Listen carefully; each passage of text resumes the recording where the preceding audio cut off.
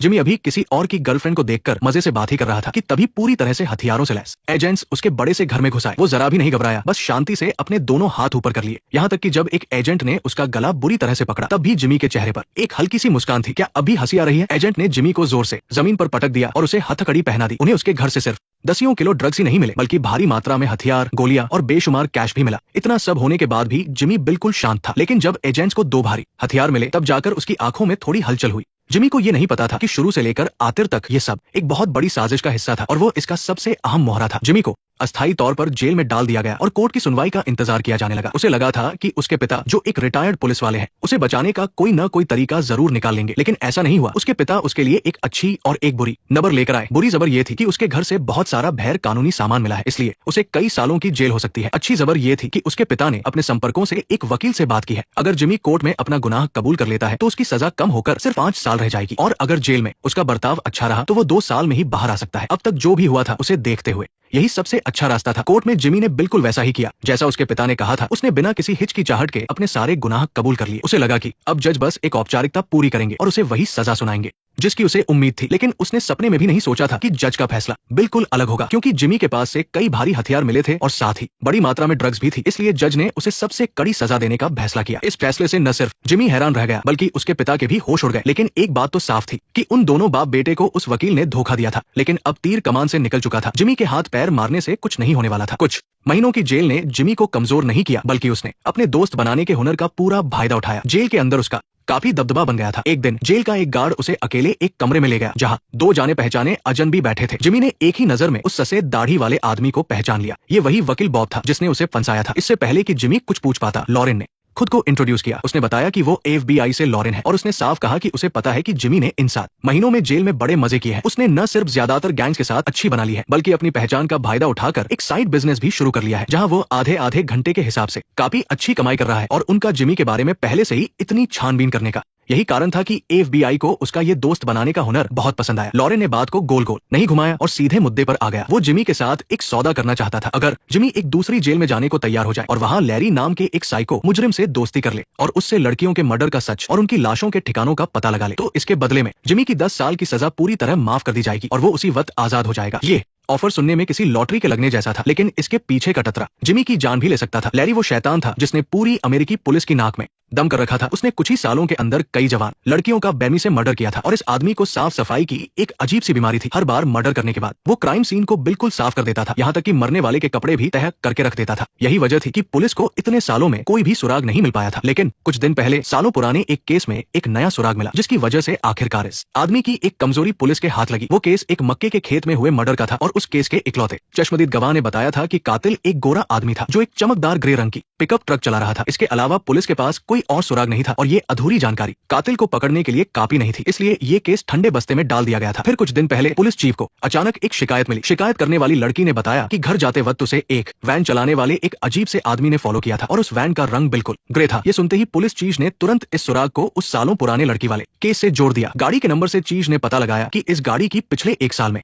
3 बार पहले भी शिकायत हो चुकी है और हर बार किसी लड़की का पीछा करने या परेशान करने का आरोप था। इससे पुलिस का शक और भी पक्का हो गया। इस सुराग का पीछा करते हुए उन्होंने आखिरकार उस गाड़ी के मालिक को ढूंढ निकाला। वो एक बहुत ही अजीब इंसान था जिसका नाम लैरी था। सबसे हैरानी की बात तो ये थी कि लैरी की आवाज बहुत मीठी थी। वो बहुत शांति से बात करता था और लोगों के साथ बहुत ही तमीज से पेश आता था। उसे देखकर कोई ये सोच भी नहीं सकता था कि वो एक साइको कातिल हो सकता है। इसके अलावा पुलिस के पास कोई पक्का सबूत भी नहीं था, इसलिए उन्होंने उससे घुमा फिराकर सवाल पूछने शुरू किए ताकि वो मारे गई लड़कियों के केस के बारे में कुछ उगल दे। लेकिन वो आदमी भी कोई बेवकूफ नहीं था, उसे चकमा देना आसान नहीं था। पुलिस चीफ के बार बार सवाल पूछने पर वो या तो कुछ और ही जवाब देता था या फिर शायद हो सकता है लगता है जैसे गोलमोल शब्दों का इस्तेमाल करके बात टाल देता था। उसकी बातें सुनकर ऐसा लग रहा था जैसे वो कोई पागल हो। और जहां तक उस लड़की के पीछा करने वाली शिकायत की बात है, उसने कहा कि वो तो बस एक मजाक था। आखिरकार उसे कोई नुकसान तो नहीं पहुंचा। पुलिस चीफ को उस पर कितना भी शक क्यों न हो, वो उसे सजा नहीं दे सकते थे। ये पूछताछ बिल्कुल बेनतीजा लग रही थी कि तभी लैरी ने अचानक बताया कि उसे सपने देखना बहुत पसंद है। उसके चेहरे से तो ऐसा नहीं लग रहा था कि वो झूठ बोल रहा है, लेकिन उसने जानबूझकर हर सवाल का जवाब सपनों के हिसाब से दिया, जिससे पुलिस उसका कुछ नहीं बिगाड़ पाई। और सबसे हैरानी की बात तो ये थी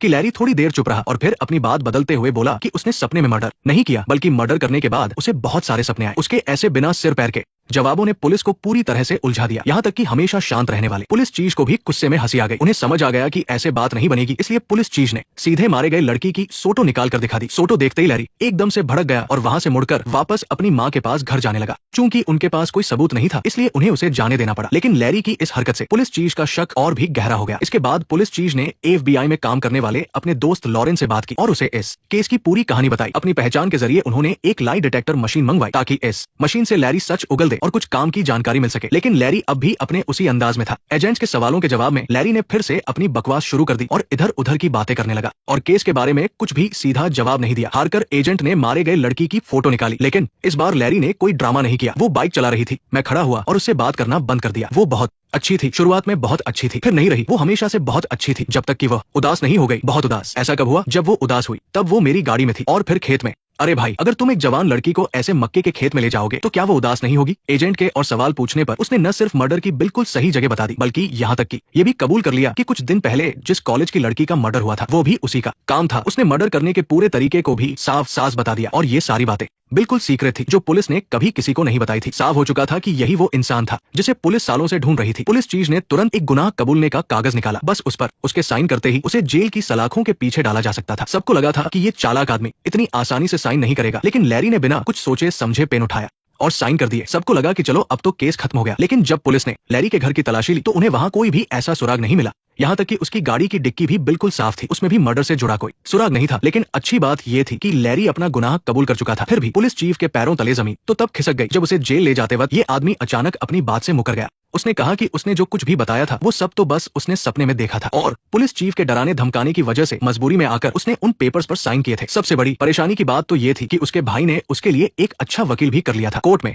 जज ने ये माना कि उसे दिमागी बीमारी है और वो आसानी से किसी की भी बातों में आ सकता है, इसलिए वो सही फैसले नहीं ले सकता। इसलिए जज ने उसकी अपील मान ली। अगर अगली सुनवाई में भी पुलिस को कोई पक्का सबूत नहीं मिला तो उसे आजाद कर दिया जाएगा। हर कोई जानता था कि अगर वो आजाद हो गया तो वो फिर से किसी न किसी को अपना शिकार बनाएगा। इसलिए FBI ने मदद के लिए जिमी को चुना। पागलों की उस बदनाम जेल के बारे में सुनकर जिमी ने तुरंत इस पागलपन वाले ऑफर को मना कर दिया। उसने कहा कि वो तो बस एक ड्रग्स बेचने वाला है, कोई कातिल नहीं, और उसे अपनी आजादी के लिए किसी साइको के साथ रहने का कोई शौक नहीं है। अब वो बस शांति से अपनी सजा पूरी करके इस नर्क से बाहर निकलना चाहता है। लेकिन लॉरेन ने भी हार नहीं मानी। जाते जाते वो जानबूझकर लैरी के केस की फाइल वही छोड़ गया। उसे उम्मीद थी कि इसे पढ़ने के बाद जिमी का फैसला बदल जाएगा। शुरुआत में तो जिमी ने इस पर कोई ध्यान नहीं दिया। उसे पूरा भरोसा था कि उसके रिटायर्ड पुलिस वाले पिता उसे बचाने का कोई न कोई तरीका जरूर निकाल लेंगे और लॉरेन के इस ऑफर को तो उसके पिता ने भी साफ साफ मना कर दिया था। उन दो लोगों ने पहले ही उन बाप बेटे को एक बार धोखा दिया था। वो अब दोबारा बेवकूफ नहीं बनना चाहता था। इसी तरह जिमी ने जेल में कुछ और दिन बड़े आराम से बिताए। लेकिन फिर एक दिन उसकी माँ के अचानक वहाँ आने से सब कुछ बदल गया। जिमी के पिता को कुछ दिन पहले ही लकवा मार गया था। अब उनकी हालत ऐसी थी कि न तो वे ठीक से बोल पा रहे थे और न ही चल पा रहे थे। यहाँ तक कि उनके लिए खड़ा होना भी मुश्किल था। अब ये बात साफ हो गई थी कि उसके पिता उसे जेल से बाहर नहीं निकाल सकते। उसी रात ये सब जानने की बेचैनी में जिमी ने आखिरकार उस साइल को खोल कर देखा। उसमें जो कुछ भी लिखा था उसे पढ़कर जिमी के रोंगटे खड़े हो गए। इसलिए बहुत सोच विचार के बाद अगले दिन जिमी वापस लॉरेन के पास गया और उसने इस डील के लिए हाँ कर दी। लेकिन जिमी ने ये बिल्कुल नहीं सोचा था कि लॉरेन उसकी बात सुनकर तुरंत राजी नहीं होगा। लॉरेन ने बताया कि उसने ये डील कई और कैदियों को भी दी है और ये मुलाकात तो बस एक छोटा सा इंटरव्यू था। जिमी को ये काम मिलेगा या नहीं ये आगे चलकर जिमी के बर्ताव पर निर्भर करेगा। लॉरेन की इस चाल को देखकर जिमी के तो होश उड़ गए, लेकिन इससे उसे ये डील पक्की करने का और भी पक्का इरादा मिल गया। इसलिए अब आगे चलकर वो बड़े मजे से किसी और की गर्लफ्रेंड को देख ही रहा था कि तभी पूरी तैयारी के साथ पुलिस वाले हवेली में घुस गए। वो जरा भी नहीं घबराया और शांति से अपने हाथ ऊपर कर लिए। जब पुलिस वाले ने जिमी की गर्दन को बेरमी से पकड़ा तब भी उसके चेहरे पर एक हल्की सी मुस्कान थी। पुलिस वाले ने गुस्से में कहा, तू हंस रहा है कमीने। उसने जिमी को जोर से जमीन पर पटक दिया और उसे हथकड़ी पहना दी। उसके घर से सिर्फ कई किलो ड्रग्स ही नहीं बल्कि भारी मात्रा में हथियार और बहुत सारा कैश भी मिला। इतना सब होने के बाद भी जिमी बिल्कुल शांत था। लेकिन जैसे ही पुलिस को 2 भारी हथियार मिले तो उसकी आंखों में हल्की सी घबराहट दिखी। लेकिन जिमी को ये नहीं पता था कि ये शुरू से लेकर आखिर तक बस एक बड़ी चाल थी और वो इस खेल का एक बहुत अहम मोहरा था। जिमी को फिलहाल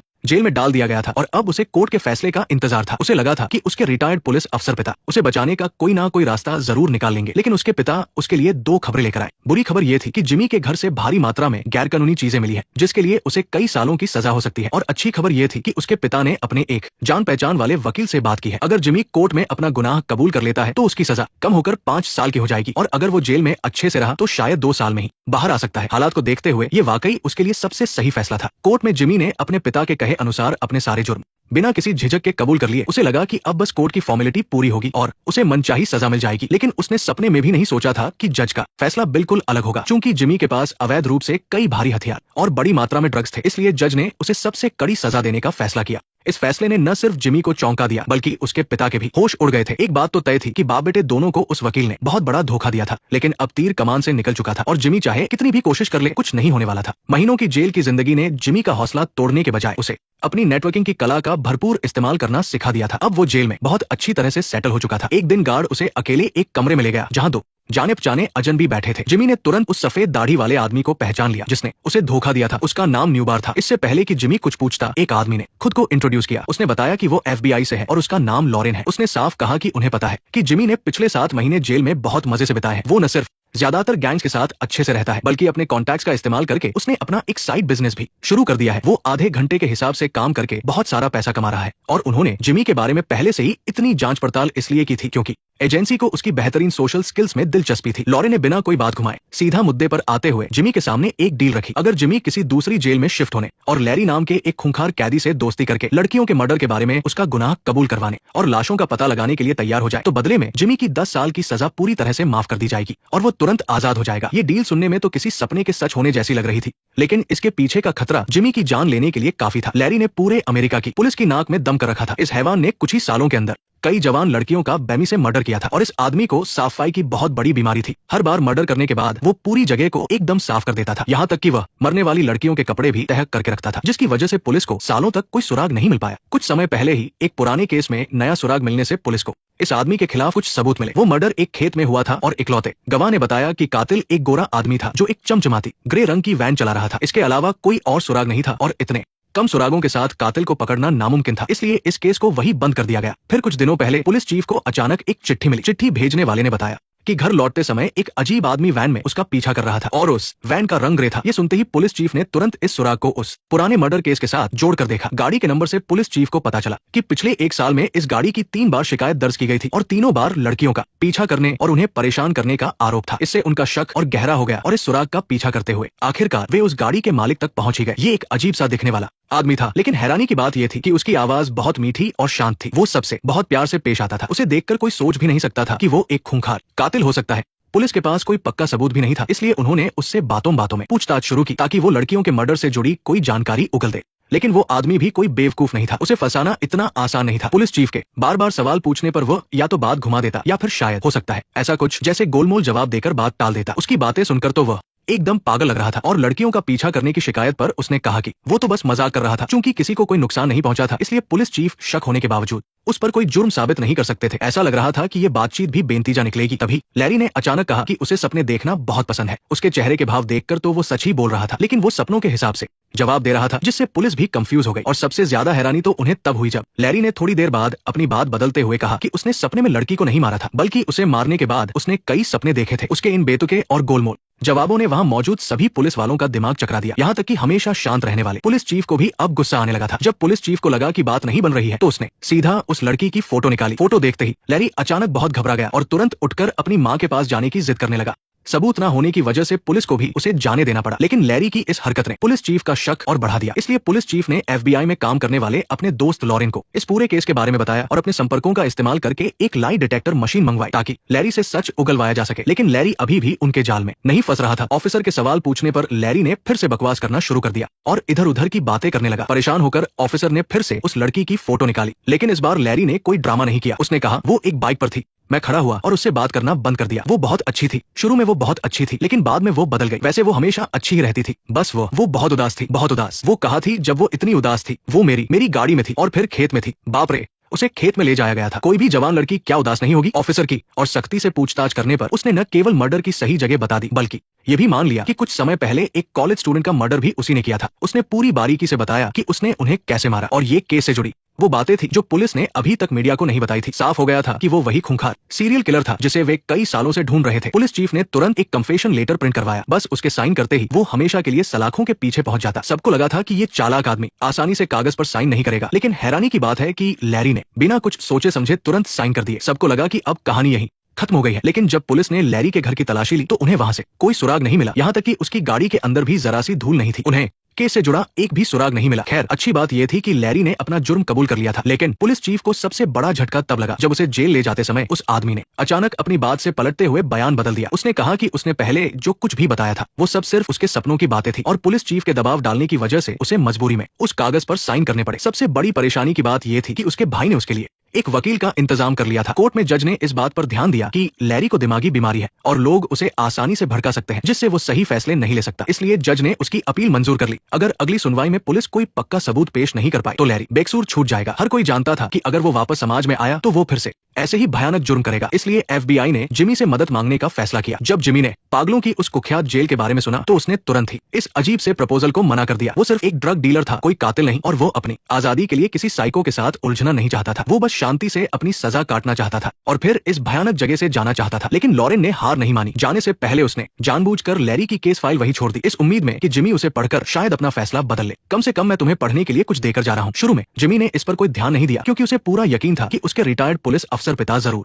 उसे बचाने का कोई तरीका निकाल लेंगे। लॉरेन की उस डील को तो उसके पिता ने भी तुरंत ठुकरा दिया था और सख्त विरोध किया था। उन दो लोगों ने पहले ही बाप बेटे को एक बार धोखा दिया था, इसलिए वे अब दोबारा धोखा नहीं खाना चाहते थे। और इस तरह जिमी ने कुछ और समय बड़े आराम से जेल में बिताया। फिर एक दिन अचानक उसकी मां के आने से सब कुछ बदल गया। जिमी के पिता को कुछ समय पहले स्ट्रोक आया था और वो बहुत बीमार पड़ गए थे। अब न तो वे ठीक से बात कर पा रहे थे और चलने में भी लड़खड़ा रहे थे। इसका मतलब था कि पिता के सहारे आजाद होने का उसका रास्ता पूरी तरह से बंद हो चुका था। उसी रात उत्सुकता में आकर जिमी ने आखिरकार वो केस फाइल खोली ली। उसके अंदर जो कुछ भी लिखा था उसे पढ़कर उसके रोंगटे खड़े हो गए। फिर बहुत सोच विचार करने के बाद अगले दिन जिमी ने लॉरेन से मुलाकात की और उसकी वह डील मान ली। लेकिन जिमी ने ये नहीं सोचा था कि लॉरेन तुरंत उसकी बात नहीं मानेगा। उसने कहा कि उसने ये डील और भी कई कैदियों को दी है और ये तो बस एक पहला इंटरव्यू था। उसे ये मौका मिलेगा या नहीं ये जिमी की आगे की परफॉर्मेंस पर निर्भर करेगा। इस चाल से जिमी का दिमाग चकरा गया, लेकिन इससे इस मौके को लपकने का उसका इरादा और भी पक्का हो गया और अपने हमेशा के विद्रोही रवैये को छोड़कर वो बहुत ही विनम्र और सच्चा बन गया। जब उसने बाकी प्रतियोगियों की तस्वीरें देखी तो जिमी ने खुद आगे बढ़कर अपनी खूबियां बताई। अपने बुरे अतीत को जानने के बाद भी आखिरकार जिमी को अपनी सच्चाई और अपने आकर्षक व्यक्तित्व की वजह से ये मौका मिल गया। जेल शिफ्ट करते समय जिमी ने FBI के दिए हुए आम कपड़े पहन लिए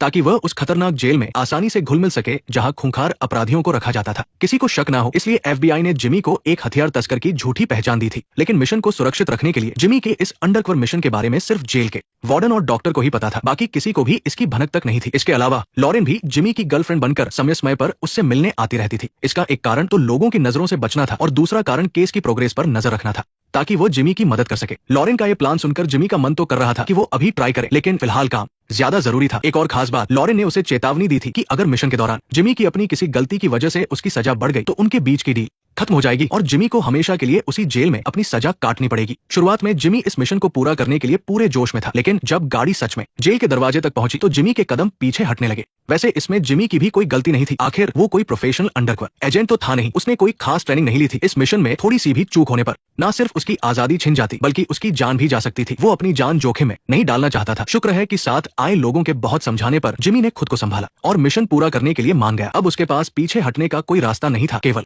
एक आखिरी कोशिश से ही उसे आजादी मिल सकती थी। जेल आते ही जिमी से उसका सारा सामान जमा करने को कहा गया। इतना ही नहीं, उसे पूरी तरह कपड़े उतारकर चेकिंग करवानी पड़ी ताकि उसके शरीर का कोना कोना चेक किया जा सके। फिर जिमी को जेल के कपड़े पहनाकर उसके सेल में ले जाया गया। ये जेल जिमी की सोच से भी कहीं ज्यादा खतरनाक और खौफनाक थी। यहाँ चलने के लिए भी नए कैदियों को पुराने कैदियों के पीछे चलना पड़ता था। खाने के नाम पर कुछ भी ढंग का नहीं मिलता था, लेकिन मिशन पूरा करने और अपनी आजादी के लिए उसे सहना सीखना ही था। बहुत ढूंढने के बाद भी उसे लैरी कहीं दिखाई नहीं दिया, जिससे जिमी थोड़ा घबरा गया। उसे तो यहाँ तक शक होने लगा कि कहीं FBI ने फिर से उसके साथ कोई खेल तो नहीं खेला। लेकिन असल में लैरी को साफ सफाई बहुत पसंद थी, इसलिए जेल के पहले ही दिन उसे बॉयलर रूम में काम पर लगा दिया गया था। और आज मशीन खराब होने की वजह से लैरी को उसे ठीक करने के लिए ओवरटाइम करना पड़ा, इसलिए वो बहुत देर से अपने सेल में लौटा। जिमी नहीं जानता था कि इस वक्त वो और लैरी एक दूसरे से बस एक सेल की दूरी पर थे। जिंदगी और मौत का ये खौफनाक खेल अब बस शुरू ही होने वाला था। इस जेल का एक बड़ा ही अजीब नियम था। सारे कैदियों को हर दोपहर एक साथ इकट्ठा होकर एक शो देखना होता था। लेकिन जब वो आदमी मजे से शो देख रहा था तभी एक लंबा चौड़ा दाढ़ी वाला कैदी गुस्से में वहां आया और सबके सामने टीवी का चैनल बदल दिया। उसके उस खूंखार चेहरे को देखकर किसी भी कैदी की उसे कुछ भी बोलने की हिम्मत नहीं हुई। जिमी ने एक गहरी सांस ली